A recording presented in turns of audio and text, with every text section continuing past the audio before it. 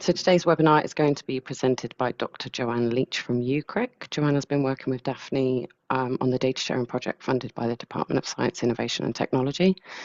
The format of today will be around a 40-minute presentation with 20 minutes available at the end. Please use the Q&A function and we will get to these later. We do still have people attending, but Joanne, if you're ready, I can hand over to you to begin. Yeah, thank you very much. And just to check, check this is right, but also to let people know, I can't see anyone but you, Lindsay. Is that right? That's correct, yes. Okay, great. So, and also I think it's good. It's always good as a delegate to know that I can't see you. So feel free to turn your videos off, and do. So first of all, thank you very much, Lindsay, for introducing me. Thank you very much, everyone, for attending. And yeah, I'm looking forward to sharing with you the outcomes of a couple of workshops that we ran. So the first thing I'm going to do is the inevitable starting of the presentation. So I will just take a moment to share the screen. Okay, can everyone see the first slide on screen? Yes, we can, yeah. Yes. Okay, brilliant. Excellent. Okay. So I'm Joanne Leach. I work both for University College London and for the University of Birmingham. At University College London, I am Executive Manager of UCRIC, and at Birmingham, I'm a Research Fellow. But I'm kind of presenting multiple hats, but primarily the Executive Manager of UCRIC role here. So a little bit of background to start. So in March of 2023, the Department of Science, Innovation and Technology, or DSIT, launched the National Science and Technology Framework, and that set out the government's approach to making the UK a science and technology superpower by 2030. And this approach included a 2-year pilot of a national research cloud. Delivered in partnership with UK Research and Innovation, or UKRI, the pilot tests different ways of pooling information, encouraging collaboration and facilitating solving data-driven research challenges. So about a year later, 4 pilot projects were funded through the framework and UKRI, and their objective is to understand the need for a national research cloud through a series of interventions designed to remove data sharing barriers.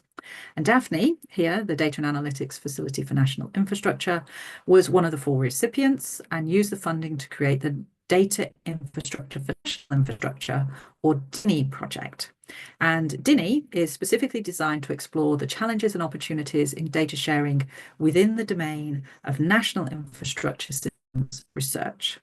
And that's where we come in. So as part of DINI, UCRIC, which is the UK Collaboratorium for Research on Infrastructure and Cities, was commissioned to run 2 workshops. One was on the challenges and opportunities of data sharing between industry and academia. And the second was on the same opportunities and barriers for data sharing, but then in an urban observatory setting. And today's presentation, I'm going to present initial outcomes from both of these workshops. We'll be delivering finalised outcomes in a report to Daphne before the end of the year. So just to emphasise, these are preliminary outcomes from the workshops. So before I start, I would like to say just a little bit about UCRIC. So we have a vision, which is inspired infrastructure for better living, and we have a mission, which is to connect research with policy and practice in infrastructure and urban systems. Broadly, UCRIC is split into 3 parts or strands, heavily interconnected. So we have a set of facilities. So it's we're a collaboration of 16 higher education institutions, and there are 12 engineering labs and 6 urban observatories within our set of facilities. So it's a national set of research facilities. Then we have here in the middle the actual network. Not everyone has to be connected with the facility.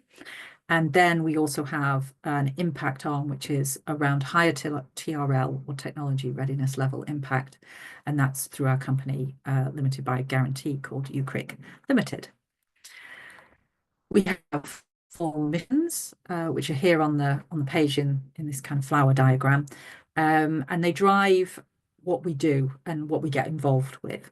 And largely, they are around sustainability, resilience, equity, and good governance, and innovative and transformational business models. So a strong overlap with what what we were commissioned to do here for the workshops. This is just to give you an oversight of where we are, where the institutions are that are members of UCRIC. We work primarily within the membership, but not exclusively so. So we do work with universities in Ireland, and we do work with universities in Wales as well, so across the UK. And I just wanted to very quickly show you kind of, a little bit about what the facilities, a little bit of what the facilities look like. So our big picture here is our Pearl facility at UCL as a person, environment, activity, research laboratory. Gosh, there's so many acronyms, and I do apologize. But this is a huge facility down in Dagenham, where they can build, recreate, and control environments in ways that really we haven't been able to do before.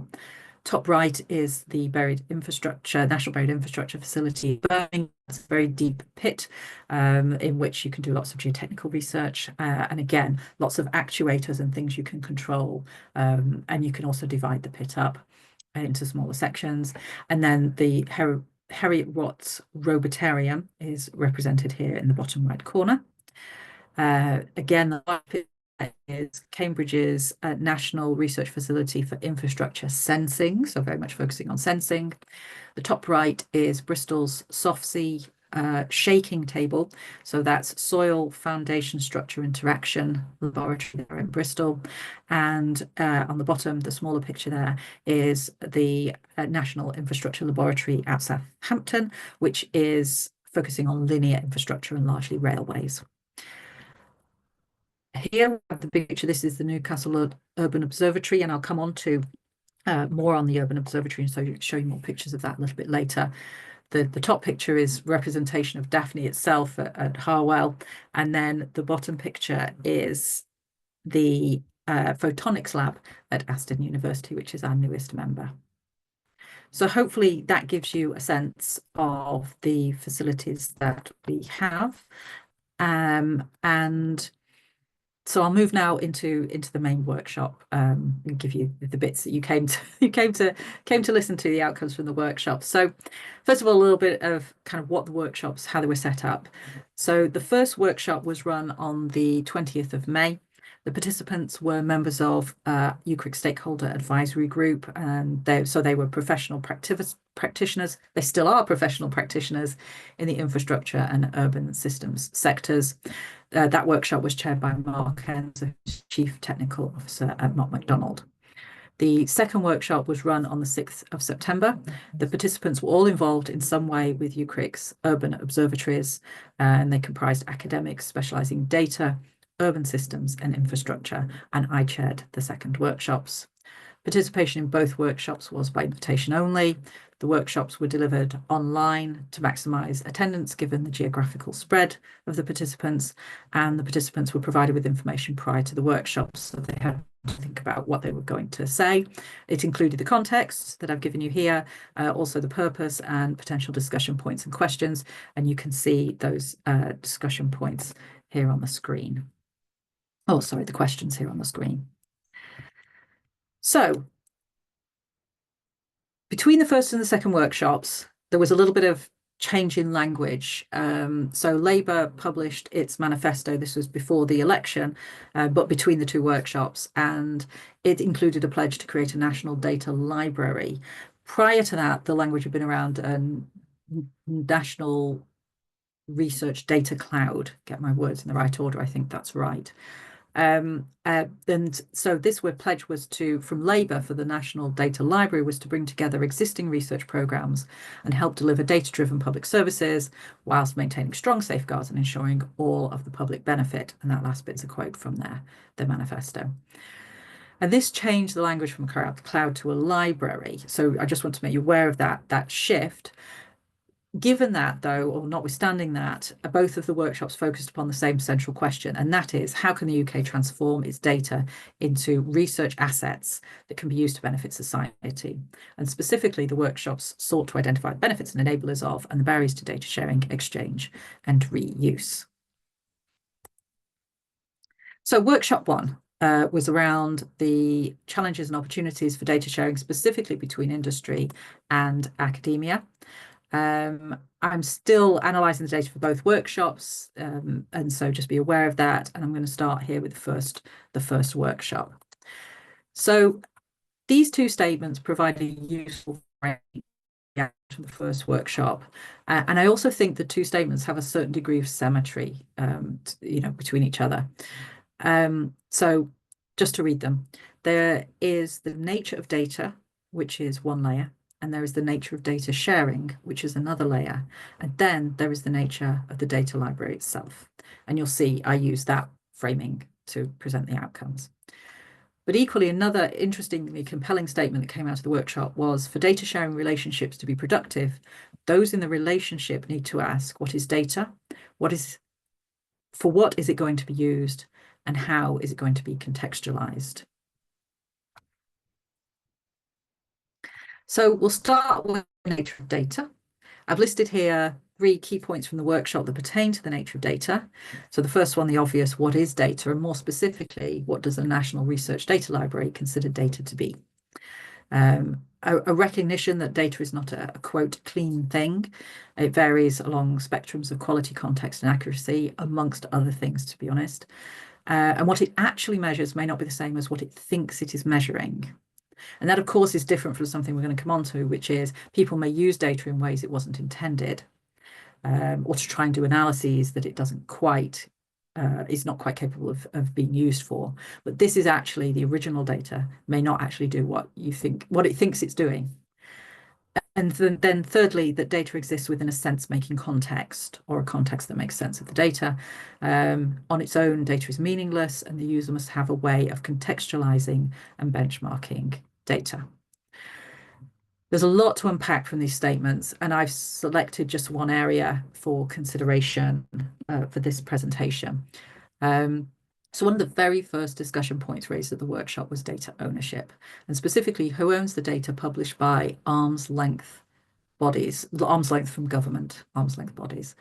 And underpinning this was an assumption that ran through the entire work, the second workshop, and that is that the purpose of a UK data sharing library would be to give researchers, and specifically researchers in the university sector, access to data held by other organisations. Now, I challenged this specifically in the first workshop about halfway through, but it wasn't picked up as a discussion point. It kind of was said and then just sat there, and we moved on. So the general thinking then, just to surface this, is that getting data produced by industry and government into the hands of academics would boost the impact of the data. And that is to say that academics would do innovative stuff with the data, and that this would lead to better engineering standards, decreasing risk, and by extension, a decrease in over-engineering, and for DINI, specifically decreasing over-engineering of infrastructure. So the related concern was raised that academics then have to publish research, and the current trend is to publish supporting data to enable reproducibility, and to publish as open access, so free and publicly available. And the attendees were concerned about the security of this. They were in the first workshop, and it also came up in the second workshop. For example, letting critical national infrastructure data into the public domain, and the question of who polices this was raised. It was left unanswered in the workshop, but obviously raised as a challenge for the data library, those creating the data library, if you will. 2 final points on this that I want to leave you with, and that I think and that link to themes that I'm going to come on to later. And the first is that we shouldn't assume more data will lead us to the right answer. More data could just increase and amplify spurious results. And the second point is that 2 philosophies for data collection were identified in the first workshop. You'll have heard them elsewhere, and they did permeate through, but not explicitly, the second workshop. So the first philosophy is that you set the research question first and then you collect the data. And that's a very traditional way in which research and academic research operates. And the second philosophy is that you get the data first and then you figure out what it is telling you. And that's, I think, a newer approach to data and data collection. But in both workshops, neither one was seen as correct on its own. And for the first workshop, of AI and machine learning has done a lot to popularize this second approach of actually you can have data and then figure out what you might do with it. And I'll come on to what they thought of that in the second workshop in a minute. So we'll move on to the nature of data sharing. So the bulk of the discussion in the first workshop was about data sharing, and these 3 points capture the narrative that emerged. Namely, knowing the purpose of the data, knowing the provenance of the data or its origin story, trusting data and its source being one of those with 3 points, of the 3 elements, and then the other 2 being around the 2 points that are there, the data sharing relationships being productive. Then you need to ask what is data, what is it going to be used for, what is it going to be contextualized, and then thirdly, the willingness to share data is low, but the willingness to use shared data is high. And I don't pick up on that last point too much in what I'm going to say here, but that definitely writ large across both of the workshops. We did have the seemingly ever-present discussion about the intricacies and difficulties of data sharing, and I just want to skim over these because I just want to surface that we did talk about them, but I'm not going to focus on them here. And I think most of you will probably be familiar with these arguments or points that were raised. So just to name a few, who's liable if poor quality data results in harm? If data is shared once, is the sharer committed to sharing future versions of the data? And do they have to keep it up to date? Can you unshare shared data in some way? What are the legal agreements that are needed to share data? Who bears the burden of transforming data for use? Is it the user, the supplier, or the library? And how is access to shared data controlled? So that's a few of them. There are others, but hopefully they're familiar to you. What I've chosen to highlight is what were, at least for me, some less obvious points. The first is that digital data, digitally sharing data, cloud computing, AI, artificial intelligence, machine learning, digital and cloud backups, and so on, these all have a carbon cost. The current greenhouse gas footprint of the energy demands for data centers and networks is roughly equivalent to that of the aviation center. That's right now. And as we all know, it's only increasing. And the implication is that collecting, sharing, and analyzing data must have a purpose and a benefit that outweighs these costs. The cost not just in carbon and greenhouse gases, but also the additional costs in time and equipment and so forth. So that was there in both workshops. The participants also spoke about the more traditional costs of sharing data. There was the concern that having to pay to share data, for example, a subscription fee to the library might be imposed, but also the cost to pay someone to make the data shareable and everything that is entailed in making data shareable. That requires organizations to develop a business case that demonstrates value for money. And at the moment, the value proposition isn't an obvious one to businesses.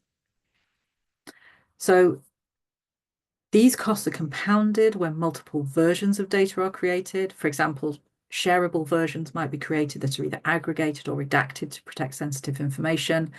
And having multiple versions means keeping multiple versions up to date, whether or not you share them. And this leads us to concerns about control. There was a feeling that data owners lose control of data once it has been shared. And some of the attendees found this quite concerning, and others actually found it kind of quite exciting and could lead to innovation.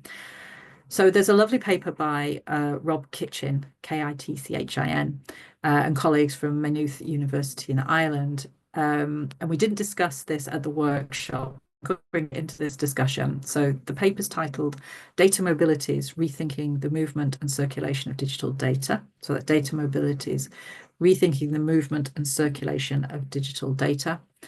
And I'll just take the liberty of reading a couple of pieces from the abstract. So the first one is, the mobility of data has been variously described as data flows, streams, journeys, threads, transfers, exchanges, and circulation. In each of these, the mobility of data is conceived as a movement from here to there. The data moves along a chain of receivers and senders, unquote. So Rob and his co-authors propose a different way of considering data sharing, and that is, and again back to quoting, that data replicates, copies, with the original source retaining the data and a new source gaining it, and data proliferates or multiplies and diffuses across systems and sites when made openly available.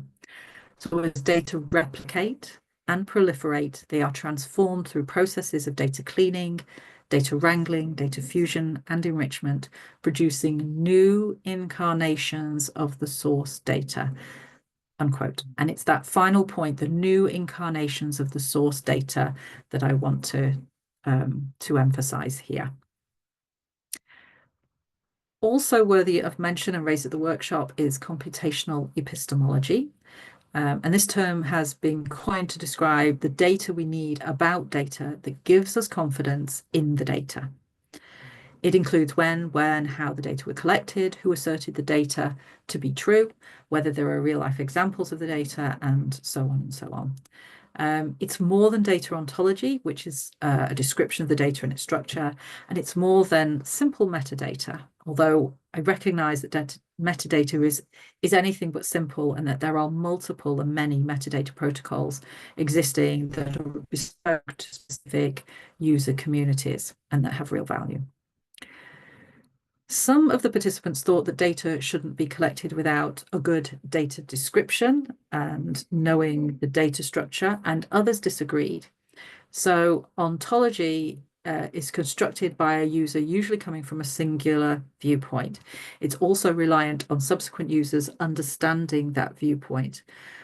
For AI and machine learning, having an unstructured data pool can be more useful than a structured data pool, especially in terms of looking for the patterns that are out with any structure that might be imposed.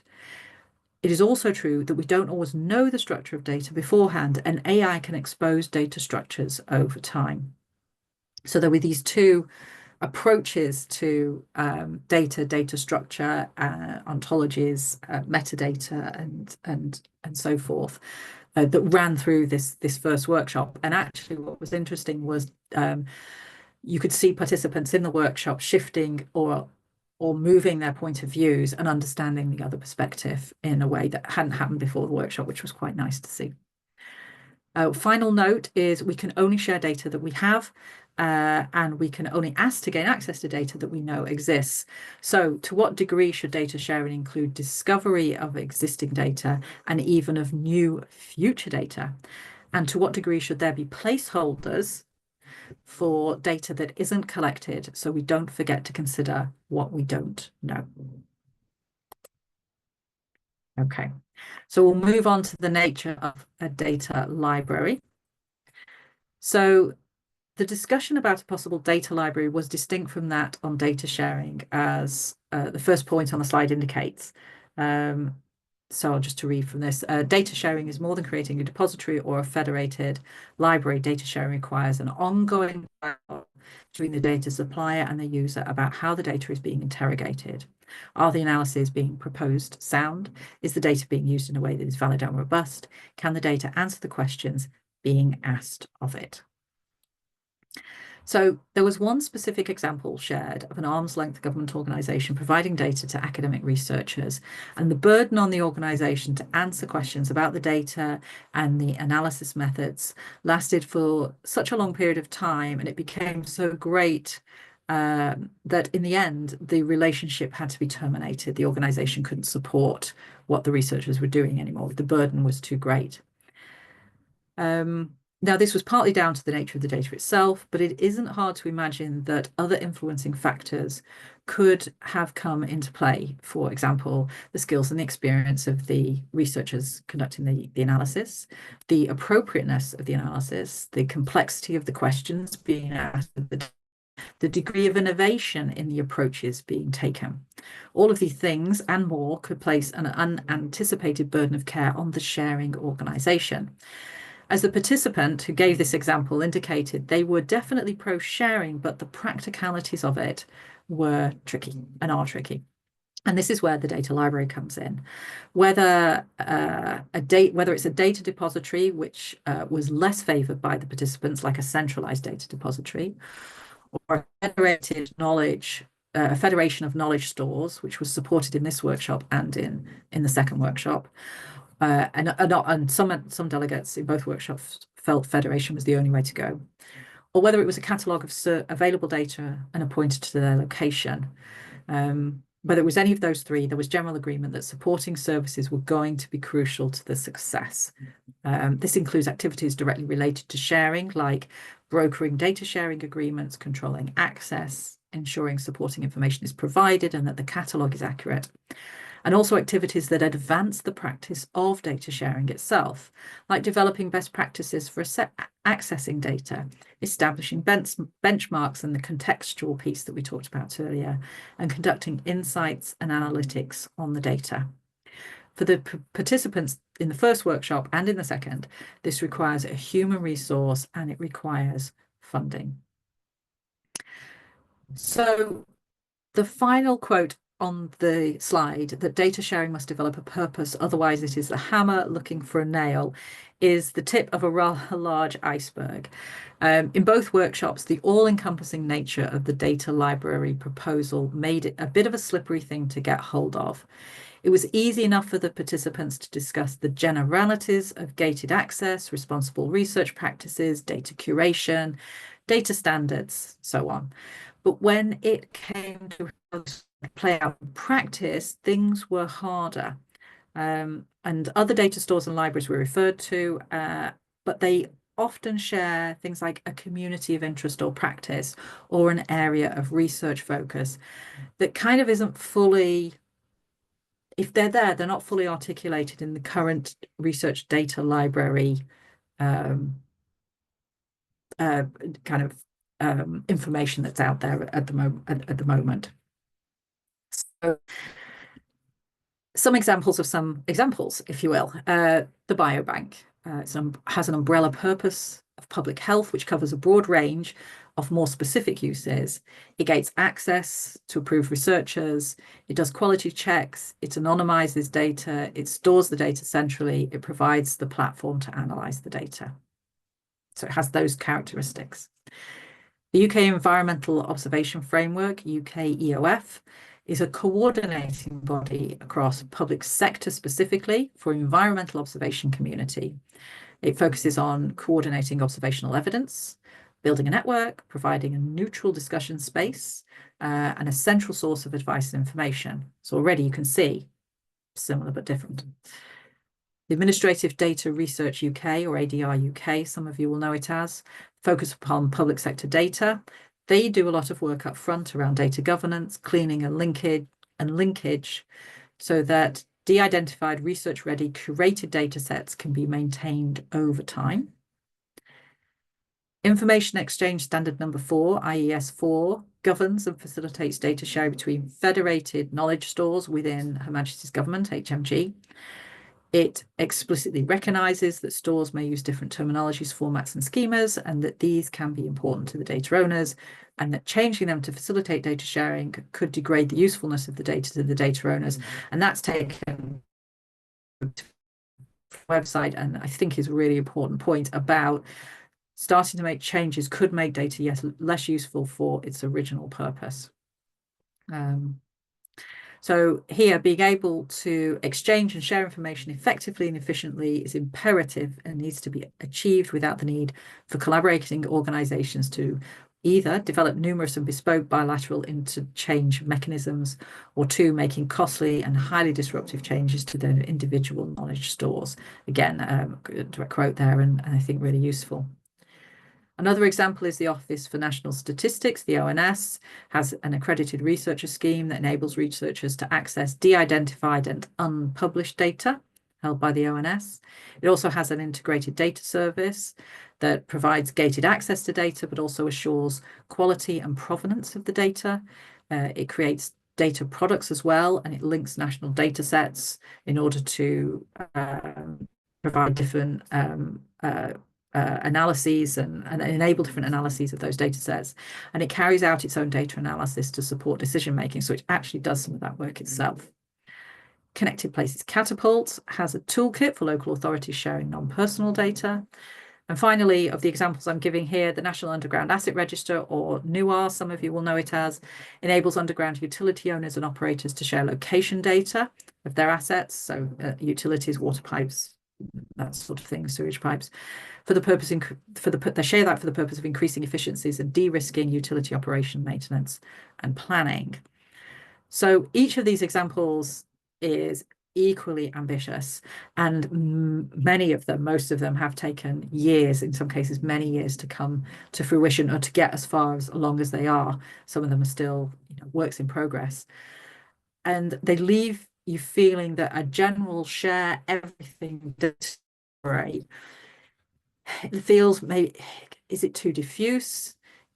To be practical, how do you be practical and put it together? What are the boundary conditions for the data library is probably the very long-winded point that I'm making here. So I'm going to leave the first workshop with a quote from the chair, Mark Enzer, who said this right at the end. And he said, and he put forward that data sharing infrastructure is infrastructure and should be recognised as a class of infrastructure that falls under the remit of the National Infrastructure Commission, which, as some of you will know, will shortly become NISTA, the National Infrastructure and Service Transformation Authority. And data sharing infrastructure cannot be owned by one group. It is a shared resource. So I'll spend a little bit of time talking about workshop 2, which is even more preliminary, more preliminary outcomes. And I'll only take a few minutes to do that, just 10 minutes or so to do that. Simply, I'm not as far through. So, hopefully you have here a picture of the University of Newcastle's Urban Observatory. And I'm just going to show you a few slides off this first, and then I'll talk about it. So this is the landing page that you can see here. Across the top, you can see some like the portal, graphs, API data, and dashboards. And down the side, you can see sensor clusters and then sensors by theme.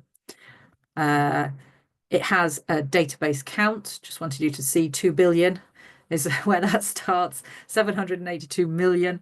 And this was just slightly earlier today. I popped this up. So that was the count then. That is a rolling figure. If you go on, it's ticking away. It also has a dashboard. On the dashboard piece here, there's a number of things one of the things you can click here, it gives you this kind of heartbeat. And this is a running, you see this timestamp here, and there's a running count of many different things. When it first started, there was people movement on it and all sorts of different things, and it just rolls and rolls and rolls. And also, to give you a sense here, that traffic cameras, I'll talk a little bit about traffic cameras in a second. And I also have the website there, which is newcastle.urbanobservatory.ac.uk, should you wish to go on there and have a look at the Urban Observatory. And I'll leave this page up for the moment and just talk a little bit about the observatory workshop. So UCRIC was funded to create 6 urban observatories. Newcastle, which is the one you can see here and the one I've just very quickly taken you through, is the most developed of them. There were also observatories in Bristol, Sheffield, Cranfield and Manchester. Very crudely, and with apologies to those who are involved in urban observatories on the call, but crudely, urban observatories are about putting sensors into a city, and those sensors gather data in near to real time. A good example is air quality monitors. There are other types of sensors, and it also includes video, as you see here, traffic cameras and such like. Data is free, certainly in this case for the Newcastle Observatory, it's free to see and use and download, so you can have a play around with it, and I encourage you to do so if you're so inclined. The genesis of UCRIC's urban observatories was fairly straightforward. We were given some money to buy sensors, if crudely, to buy sensors. It was for equipment only, put them up around the city, the various cities.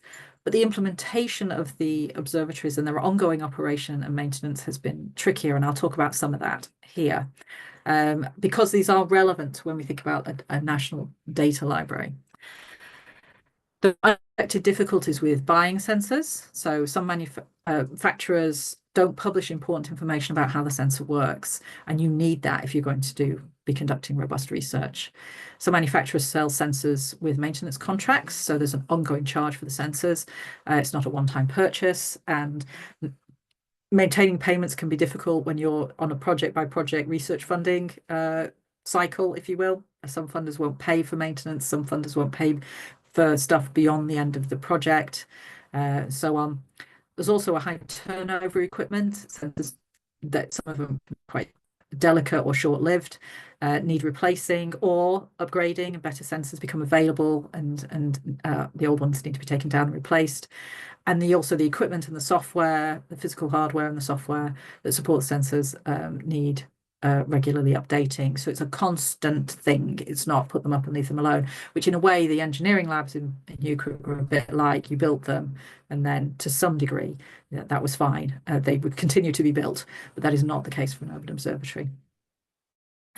Of course, there are problems with getting the sensors placed in the urban environment, and at the second workshop there was a reasonable discussion about this. Local authorities like the idea of an urban observatories, but their systems are not set up to allow for easy installation. So there was one particular example of a lamppost in a park, I think it was in Newcastle, that took over a year to get a simple sensor, just one sensor attached to it. It wasn't a special lamppost, it wasn't a special sensor, it wasn't a special park, it wasn't anything around the lamppost, there was no danger. The paperwork took a long time. And during the call, another example was given of the bridge in Bristol, and the suspension bridge, and that's fully censored out, but the agreements to get partners to share the data took over a year. So these aren't special cases, even with willing partners. The contractual agreements can be lengthy, and this could be something a data library could help with. And one participant put it really nicely: sharing data once is easy, sharing it continuously is hard, and it's the continuous piece that is a critical difference between the discussions in our second workshop and our first workshop. So lots has changed in the 5 years or so. Observatories. Cities are now much more used to having sensors on and in the fabric of the built environment and on the infrastructures. Local authorities are placing sensors themselves now. Air quality is an obvious example, driven by requirements to report on AQ. Traffic cameras, also another good example. And the sensor networks they're putting in are becoming more expansive than anything the research teams implemented themselves. They're also maintained by the city. They're providing consistent data period of time, and we've also seen a change in the willingness, of local authorities to allow research access to those data from the sensors, and this is allowing for some quite novel research to be undertaken, and it has also led to new collaborations. So there's a second type of sensor data in urban observatories, just to surface this for you as well, and that's sensors that are on specific pieces of infrastructure. So I mentioned the Clifton Suspension Bridge, to monitor the conditions of a bridge, and we see that it isn't just kind of iconic pieces of infrastructure. It happens across a number, and there's an increasing trend to do that, to fully understand, things like railway embankments, what the conditions of them, and on-cove barriers on roads. All of these things the condition of them is really important to know, because they're important pieces. One of the key characteristics of data in an urban observatory setting is the amount of data that's produced. So data is continuous in some cases, like videos, or near continuous in other cases, taking readings every X number of seconds or minutes. And I'm a little bit cavalier there with the video. It isn't streamed video. It is that it's a snapshot, really a picture, every so many seconds. There are multiple financial equipment, computer, and time costs in capturing, storing, and analyzing these very large amounts of data. The benefit of having the data, and returning to this sustainability argument that we made earlier, the benefit of having the data must outweigh these costs. And they're more substantial with these bigger data sets. And it can be tricky because these types of data are often captured without a research purpose. Somebody in the second workshop says there's no metadata associated with these, with data coming out of urban observatories in this way. And it brings us back to the point raised in the first workshop about whether a research purpose is needed to collect data. And in the first workshop, you recall that AI machine learning had moved the thinking for those participants towards, well, actually you can collect the data and figure out what to do with it. Here in the second workshop, it was the presence of continuous or near continuous data that moved the participants in this direction. And one participant put it very succinctly as any data is better than no data at all in an open observatory setting. A key difference, however, is that the type of data collected by open observatories has the little or no metadata. And so this burden is firmly on the user to understand the data that is being shared with them. It also has implications for finding data in a data library. If you've not got those kind of other ontologies or metadata with it, the participants were quite clear in the second workshop that any data library would need to support the easy discoverability. And this requires still people curating the data library. And then the question becomes whether there is a business model that would support a data library that delivers these type of service. And of course, services came up in the first workshop. What are the services the data library will deliver? Urban observatories are not just about capturing data, they're about doing things with those data. Some of this work is modelling, and for the participants in the second workshop, an important feature of any data library would be for it to enable modelling across data sets and scales being local, regional, or national, for example. This requires data is standardised and interoperable. So this kind of discussion didn't come up in the first workshop, but standardised and interoperable. Otherwise, the same model can't be used across the different data or the different scales. So this groundwork of making data interoperable, making the data available, the legal aspect of it, and making the data knowable, for example, metadata, it may be boring, but it is extremely important. Without it, the data will not be shareable. These are, certainly out of the second workshop for the participants there, these are the fundamentals that will make the library sustainable and usable for them in the long term. So this text this is my penultimate slide, second to last, is extracted from the webinar blurb. And I just wanted to return to it for my final point. And that is that both the industry sector representatives who participated in the first workshop and the academics who participated in the second workshop saw value in a federated national research data library that will improve the availability of data for research purposes. Many of the challenges they identified to achieving this overlapped, sometimes, though, coming from very different places. But in both workshops, I got the sense very strongly that the participants thought that the challenges were surmountable and that now is the right time to be tackling them. And I'll finish there. Thank you very, very much. I will stop my screen share. There we go. Correct my view. There we are. I'm happy to take questions, Lindsay, if anyone's got any questions. Yeah, so we've had one question posted. Would or could the National Data Library be conceived to have both a public data interface and a reference data interface? For example, with more controlled registration for access required for differing data sets? And to what extent could this help with misinformed AI data scraping? Okay, so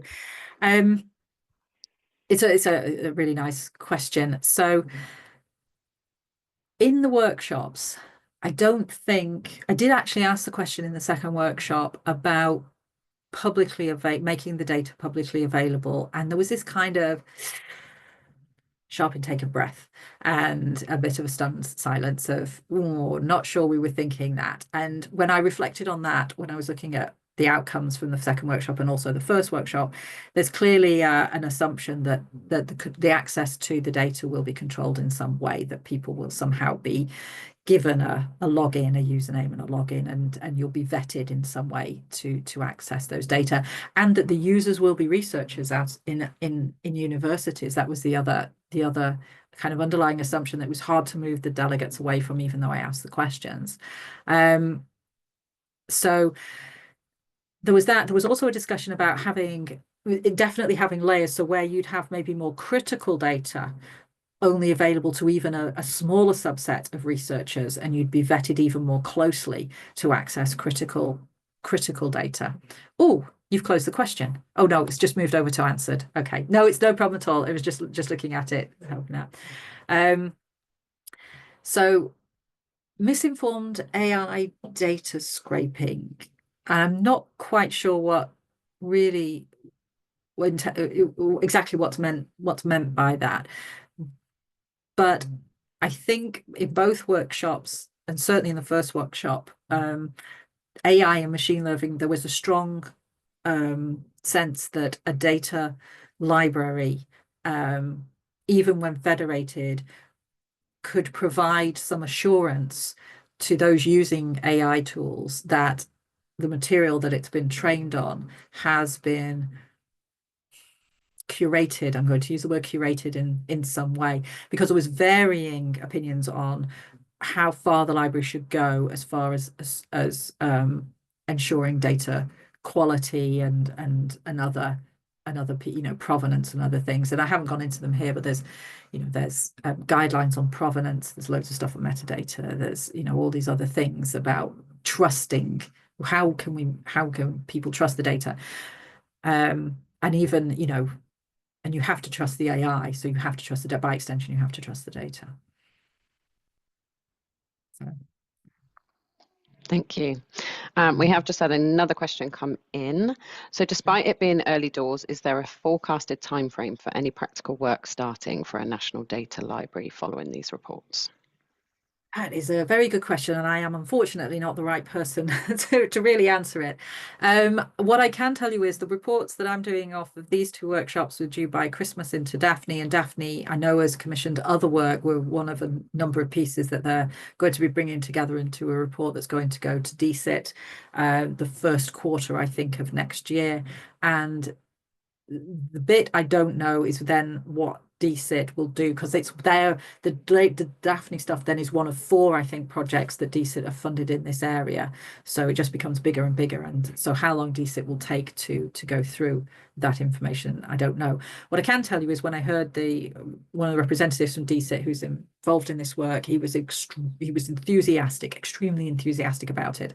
So certainly if his energy carries forward, we'll hopefully see something materializing next year. But one of the points made in the second workshop was the groundwork stuff. It sounds really sexy, National Research Data Library, but the groundwork stuff to get it to work is really boring and is very much not particularly visible to people. And is there an appetite for doing that in government was raised. Thank you. So the next question, I work in the manufacturing space on a project with heavy emphasis on sharing data among SMEs. There has been a lot of hesitation to share data, and any data that is shared is generally low value due to these fears. Could there be any mechanisms to ensure data has or may have value? I think that's a very common, so thanks for that question. And I think that's a common concern, is that and it was raised in the workshops that companies can be unwilling to share data. So there was 2 points on this. One was in the first workshop, somebody gave the example of life cycle. They were trying to gather life cycle data, and it was very difficult to get companies to share those data until the government required some reporting starting in certain areas of that. And suddenly, not only were they interested in sharing it because they were interested in boosting their reporting, and they then needed other people to share data to do that. So there was a bit of a requirement there, but it came from outside of them to report. And I think we see the same with carbon.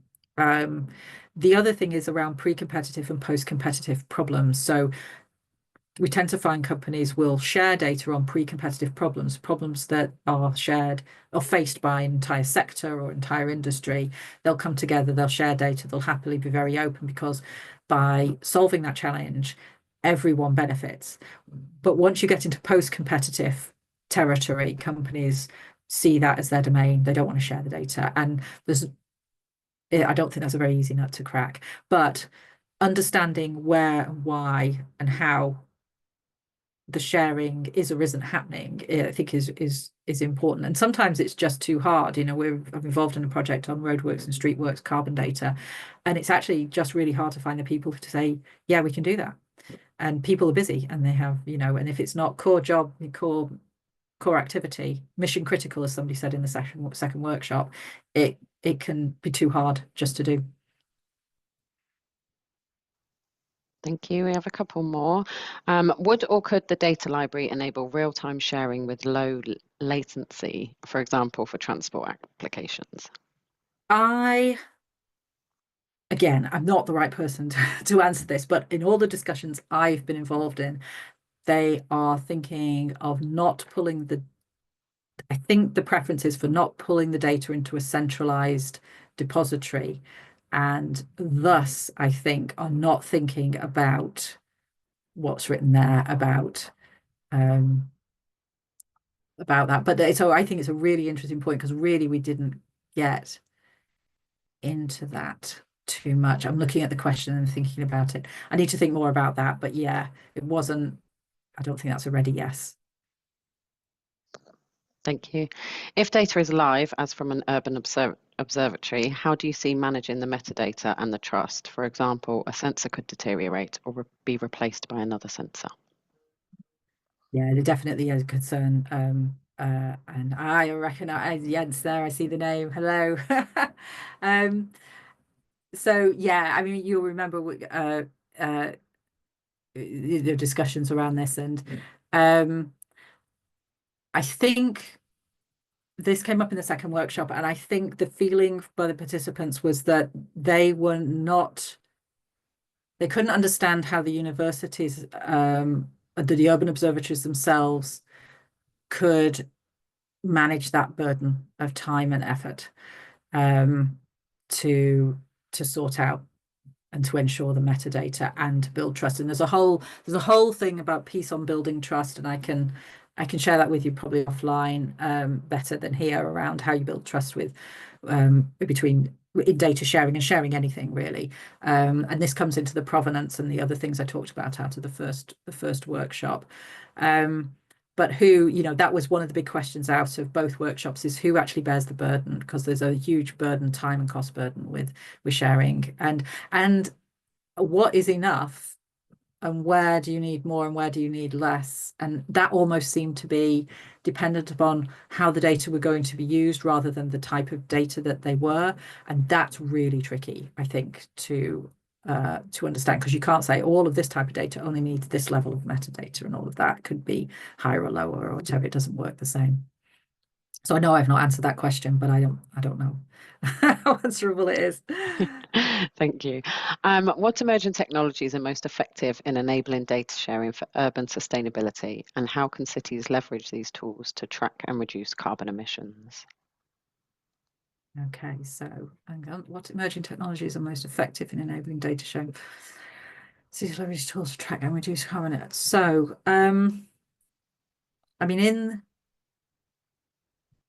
in the workshops, the focus was on AI and machine learning as these great solutions, with a recognition that they equally weren't. But tools for enabling data sharing were not specifically discussed because I think we were talking about data sharing for research purposes, and so it kind of didn't fit as well with that question around tools to track and reduce carbon emissions. The reporting piece, though, which I definitely see around carbon emissions, and I know it's variable across different sectors, is really important. Really important. There's a lot of work going on in that. So the feeling that if you get data into the hands of researchers, they will be able to do innovative things with it and new and different thing and bolster the ability of what organizations or local authorities might do on their own was definitely there. Yeah, I'm kind of struggling a little bit with this one. Yeah, I might leave it. I might leave it there because I'm not quite sure where to go with it. And I'm really sorry. I know I've just waffled there a bit, but you know. Um, but we No, kind of didn't go into it. And also, yeah, yeah, it was, yeah, I was going to waffle some more, but I'm not going to. no problem. We can move on to the next. What role do public-private partnerships play in facilitating data sharing for net zero initiatives in urban areas, and how can we foster greater collaboration? That's a really interesting question around public-private partnerships because I was involved separately in a different call and there was a group who said public-private partnerships are kind of dead in the water, and another group that said we must really reinvigorate public-private partnerships as mechanisms. So I still, taking it on balance and maybe taking a bit of the middle role, I think they still have a role to play. But it does come into this statement that was made around sharing data once is easy, and that's, I think, would public-private partnerships do the continuous or over time sharing data piece that is more the remit of the data library that's being proposed. Um, and the fostering greater collaboration, one of the interesting outcomes from the second workshop was that by making the data that, in an urban observatory way, by making those data available and free to look at and use and play around with, that in and of itself fostered collaborations because people could see what was there, and then people would have ideas around that, and they would approach, say, the University of Newcastle and would say, well, can we move in this and work on that together? And so actually just having a library saying these are the data that are out there was one way they had found practically had fostered greater collaboration. Yeah. So yeah, just knowing what's there. Perfect, thank you. And the last one that I've got here, privatized infrastructure. Governments and regulatory bodies may need to stipulate a requirement for data sharing. A lot of legal contractual groundwork would be needed too, perhaps not just technology issues. Completely. Yeah, couldn't agree more. And I probably didn't pull that out enough in what I talked about today, but that ran through both workshops and again comes back to doing it once is relatively easy. Doing it time on time and time again, or doing it continuously, can be really hard. And it comes to that point that was made in the first workshop that, you know, it's the additional, well, it's made in both workshops, but specifically in the first one, it's the additional services that the library can provide. It can't just be static thing. It has to not only facilitate data sharing, provide a way to data share, but also facilitate the actual relationships and the data sharing across, the various parties that are involved. But it also needs to advance the knowledge of and the practice of data sharing, and that includes the legal and contractual piece as well. It includes, what are the mechanisms around data sharing, like what are like public-private partnerships that were mentioned in the last question, and probably actually picks up on some of the other questions that I really struggled with. So and that requires people and skilled people, and that was really emphasized in the second workshop. Will skilled people be supported over the longer term to do what the library could do, for it to be what it could be? Brilliant, thank you. I do have a couple more questions, but I can see it's just turned 1 o'clock, so I don't know if you've got a minute to quickly Yeah, answer I've got these. a couple of minutes. Yeah. Yeah, so is a data library being looked at too much at the end point and requiring perfection rather than a starting point in understanding what exists, where gaps are, and then enables researchers to understand what data is good enough and what additional data or validation might be needed? No, I completely agree with that, and this was when I mentioned earlier about the hearing a gentleman from DSIT who's engaged in this project speaking, and he's very much in this camp. Let's get started. Perfection is the enemy of, what do they say? Perfection is the enemy of the good, or something like that. I've got a know a PI who says that regularly.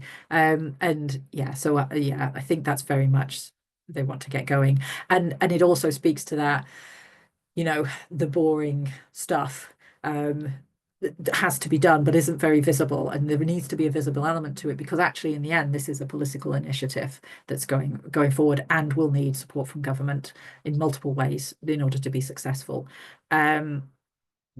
Yeah, and I was going to make another point on that and it's just gone, so I'll skip it. No problem, thank you. Would the NDL library include a cross-referencing framework for sharing and aligning ontologies across different domains? Don't know. And simply because they're trying to work out what it might be. So I may probably also didn't make that clear enough, is that all of, the if you go out there and say, well, what is government thinking on this national data library? I mean, actually, before the election, I found 2 sentences. That was it on the National Research Data Cloud, and I don't think there's that much more on the data library. They're trying to figure out what it could be, what would be useful, what is, and what is practical to achieve in the time they have. But I think they're certainly in the workshops and in others I've spoken to, aiming for an all singing, all dancing, perfect, everything's aligned piece isn't where they're going. So it's much more around making sure the differences are explicit. So and then relying upon the expertise of those using shared data to ensure that they are using it appropriately. But and coming to one of the points I made right at the end, if you can get to the point where you start aligning things more and be more prescriptive about certain things, then you open up a lot more power. The data is a lot more power to make impact. There's a lot more you can do with it. And the counterpoint to that is, out of the first workshop, if you change it too much, do you stop it being useful for its primary use, the first reason it was collected? And you don't want to do that. So it's a balance to be struck. Brilliant, thank you very much. Well, yeah, sorry everyone, thank you for hanging around, and thank you, Joanne, for a very interesting presentation. We've had a lot of very good questions come in. So this webinar will be uploaded to the website for anyone to have a look back at. So thank you again, everyone, for attending, and thank you, Joanne, and we'll see you all soon. Thanks, Lindsay. Thanks for organising this, and thanks everyone for attending. Thank you. Bye-bye.